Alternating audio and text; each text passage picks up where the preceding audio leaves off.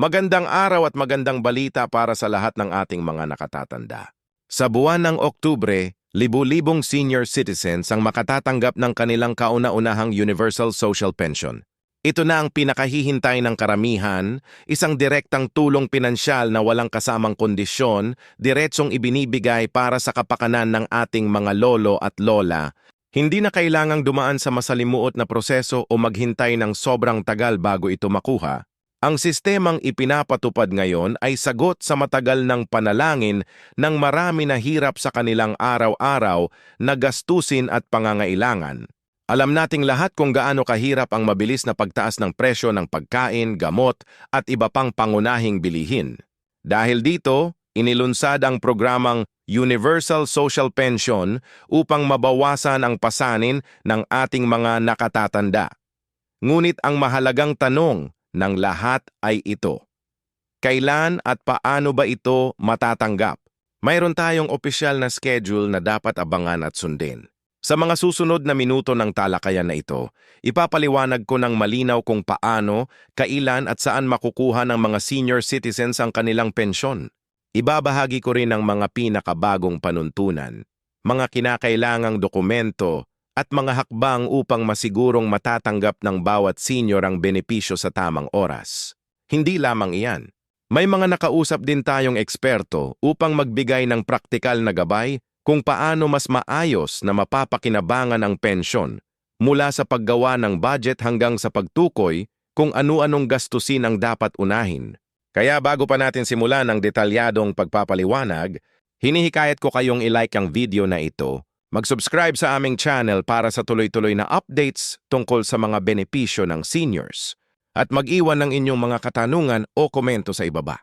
Kung may kilala kayong senior citizen na makikinabang mula sa impormasyong ito, ibahagi ninyo sa kanila ang video upang mas marami ang makinabang.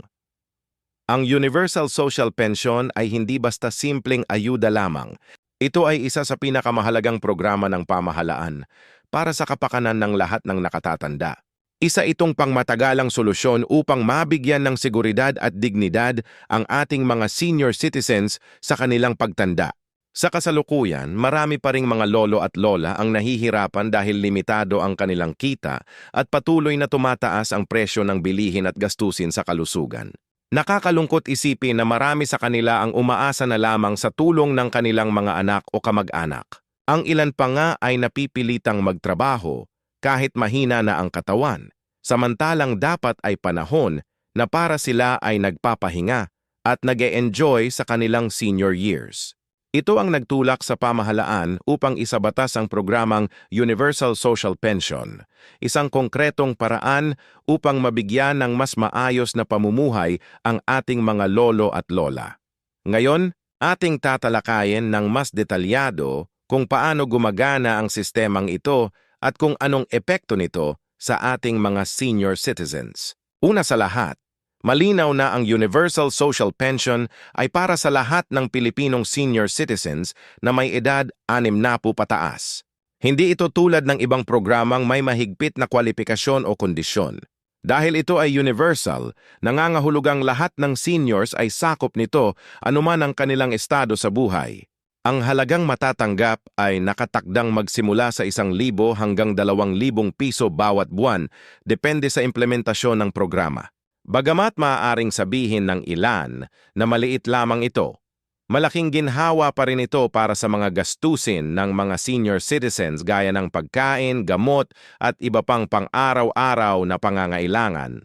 Idinisenyo rin ang programang ito upang dahan-dahang madagdagan ang halaga ng pensyon sa mga darating na taon kasabay ng pagtaas ng cost of living. Kaya't malinaw na ito ay hindi lamang pansamantalang tulong, kundi isang hakbang para makasabay ang ating mga nakatatanda sa pagbabago ng panahon. Kailangan bang mag-apply para makasama sa programang ito? Para sa mga bagong senior citizens nakakapasok pa lamang sa edad na 60, kailangan ninyong magtungo at magparehistro sa OSCA or Office of the Senior Citizens Affairs sa inyong lokalidad. Para naman sa mga dati nang nakarehistro at may senior citizen ID, automatiko na kayong maisasama sa listahan ng mga benepisyaryo. Gayunpaman, mahalaga pa ring ihanda ang mga kinakailangang dokumento gaya ng birth certificate, valid ID at katunayan ng tirahan upang walang maging aberya sa pagproseso. Ngayon, isa sa pinakamahalagang impormasyon na kailangan ninyong tandaan ay ang schedule ng paglabas ng pensyon. Ayon sa pinakabagong schedule, ang unang batch ng pamamahagi ay magsisimula sa unang linggo ng Oktubre. Ang mga senior citizens na may apelidong nagsisimula sa E hanggang Y ay makatatanggap ng kanilang pensyon mula Oktubre 1 hanggang Oktubre 7. Ang mga may apelidong nagsisimula sa E hanggang O naman ay nakatakdang makatanggap mula Oktubre 8 hanggang Oktubre 14. Samantalang ang mga may apelidong nagsisimula sa A hanggang C ay makatatanggap mula Oktubre 15 hanggang Oktubre 21. Ang sistemang ito ay ginawa upang maging organisado ang distribusyon at maiwasan ang sobrang siksikan o mahabang pila sa payout centers. Ngayon, paano ba matatanggap ng mga senior ang kanilang pensyon? May tatlong pangunahing paraan. Una, para sa mga may bank account, maaaring idirekta ang deposito ng pensyon sa kanilang bangko. Ito ang pinakamadali at pinakaligtas na option para sa maraming seniors. Pangalawa, para sa mga gumagamit ng mobile wallet gaya ng GCash o PayMaya, maaari rin itong ipadala doon para mas mabilis at mas accessible kahit nasa bahay lamang. Pangatlo, para sa mga walang account o e-wallet, maaaring kunin ang pensyon sa mga itinalagang payout centers tulad ng Bayad Centers, Palawan Express o mismong munisipyo ng inyong lugar. Mahalagang malaman din na may verification process na ipatutupad upang masiguro na ang tamang tao ang makatatanggap ng pensyon. Kaya't kinakailangan ninyong magdala ng inyong senior citizen ID at isa pang valid ID kapag pupunta sa payout center. Para naman sa mga may karamdaman o hindi makakalakad, maaari kayong magtalaga ng authorized representative. Ngunit dapat may dala itong special power of attorney na notarized upang maging valid ang pagtanggap. Nais ko ring bigyang diin na ang programang ito ay patuloy pang pinauunlad at ina-adjust ng pamahalaan. Maaaring magkaroon ng ilang pagbabago sa implementasyon sa mga susunod na buwan, kaya mahalagang manatili kayong updated. Para dito, hinihikayat ko kayong sundan ang aming channel upang lagi kayong makakuha ng pinakabagong balita at impormasyon ukol sa mga benepisyo ng ating mga senior citizens. Ngayon, pag-usapan naman natin kung paano ninyo pinakamabisang magagamit ang inyong pensyon.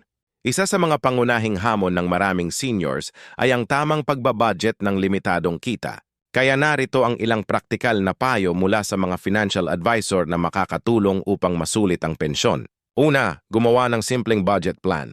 Ilista ninyo ang inyong buwanang gastusin at tukuyin kung saan dapat ilaan ang pensyon.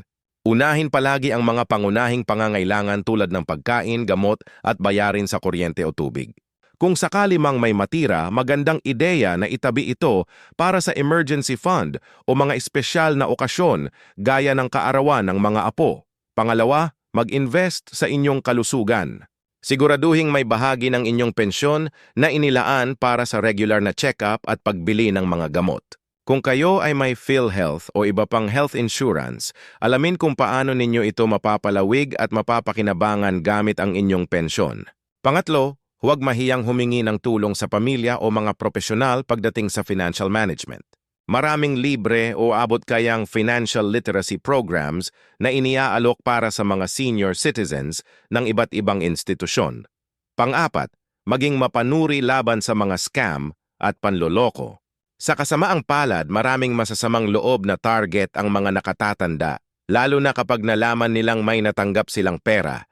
Huwag ibigay ang inyong personal na impormasyon, codes o password kahit kanino. Iwasan din ang mga investment scheme na nangangako ng malaking kita sa maikling panahon dahil madalas itong panlilin lang. Bukod pa rito, tandaan na ang Universal Social Pension ay hiwalay at dagdag pa sa iba pang benepisyo na maaari ninyong matanggap. Kabilang dito ang senior citizen discounts, libreng medical benefits mula sa PhilHealth, at iba pang programang nakalaan para sa inyo. Kung kayo ay tumatanggap na ng iba pang pensyon, maaari pa rin kayong makatanggap ng Universal Social Pension. Higit pa sa pera, may mga libreng programa at aktibidad na handog para sa mga senior citizens. Halimbawa, may mga libreng seminar at workshops ukol sa health and wellness, art therapy, at recreational activities na inorganisa ng OSCA at iba pang ahensya ng gobyerno. Mayroon ding medical missions kung saan maaari kayong magpa-check up at kumuha ng libreng gamot. Isa pang mahalagang karapatan ng bawat senior citizen ay ang 20% discount sa mga gamot, pagkain sa restaurant, pamasahe at iba pang serbisyo. Ang discount na ito ay ibinibigay kahit wala pa kayong senior citizen ID basta't mapatunayan ninyo na kayo ay 60 taong gulang o higit pa. Gayunpaman, mas madali pa rin kung may dala kayong ID upang maiwasan ang anumang komplikasyon. Para naman sa mga senior citizens na nais pa ring maghanap buhay, may mga programa mula sa DOLE at TESDA na nag-aalok ng training at livelihood opportunities. Ang mga ito ay idinisenyo upang magamit ng ating mga nakatatanda ang kanilang karanasan at kasanayan habang nagkakaroon pa rin ng dagdag na kita. Sa ganitong paraan, hindi lamang sila nakakadagdag sa kita ng pamilya, kundi nakakaranas din ng kasiyahan at pakiramdam na sila ay kapaki-pakinabang pa rin sa lipunan. Balikan natin ang Universal Social Pension at ang ilan sa mga posibleng hamon na maaaring kaharapin ng mga benepisyaryo. Una, ang halaga ng pensyon ay maaaring hindi sapat upang tustusan ang lahat ng pangangailangan ng isang senior citizen. Ang solusyon dito ay ang tamang pagbabudget at pagsabay ng iba pang benepisyo at discounts na mayroon ng mga seniors. Pangalawa, ang accessibility ng payout centers. Maraming matatanda ang hirap bumiyahe dahil sa edad o karamdaman, kaya't mahalagang magtulungan ang mga lokal na pamahalaan at ahensya upang magdala ng mobile payout centers o kaya ay home delivery options. Pangatlo, ang posibilidad ng pagkaantala ng pensyon dahil sa mga problemang administratibo. Isa ito sa mga karaniwang issue sa mga programa ng gobyerno. Upang maiwasan ito, siguraduhing kumpleto at tama ang lahat ng dokumentong isinumite sa oras ng registrasyon. Mainam din na regular na mag-follow up sa OSCA o sa inyong lokal na pamahalaan para makasiguro na walang magiging problema. Pang-apat, ang panganib ng korupsyon o maling paggamit ng pondo. Kung makakarinig kayo ng ganitong insidente, huwag mag-atubiling i-report sa tamang ahensya upang maprotektahan ang karapatan ng mga seniors. Ang bawat sentimo ng pondong ito ay nakalaan para sa mga nakatatanda at dapat lamang na makarating ito sa kanila. Gayunpaman, marami rin tayong nakikitang positibong epekto mula sa implementasyon ng programang ito. Una, ito ay nagdudulot ng kaginhawaang pinansyal sa mga pamilya, lalo na sa mga middle-income households na sumusuporta sa kanilang mga nakatatanda. Ikalawa, nakatutulong ito sa lokal na ekonomiya dahil mas nagkakaroon ng kakayahan ang mga seniors na bumili ng produkto at serbisyo sa kanilang komunidad. Ikatlo, nagdudulot ito ng psychological relief sa mga matatanda na madalas nag-aalala tungkol sa kanilang kalagayan. Ang pagkakaroon ng sariling pera, gaano man kaliit, ay malaking bagay para sa kanilang dignidad at kalusugan sa pag-iisip. Sa huli, ang Universal Social Pension ay hindi lamang simpleng tulong pinansyal, kundi isang simbolo ng pagkilala at respeto ng lipunan sa mga taong nagbigay ng kanilang panahon at lakas noong sila ay mas bata pa. Ito ay hakbang patungo sa mas makatarungan at mas maayos na pamumuhay para sa ating mga senior citizens. Kaya't tungkulin nating lahat na suportahan, ipaalam at ipagtanggol ang programang ito. Sama-sama tayong kumilos upang masigurong bawat lolo at lola sa ating bansa ay mayroong dignidad, seguridad at pag-asa sa kanilang pagtanda.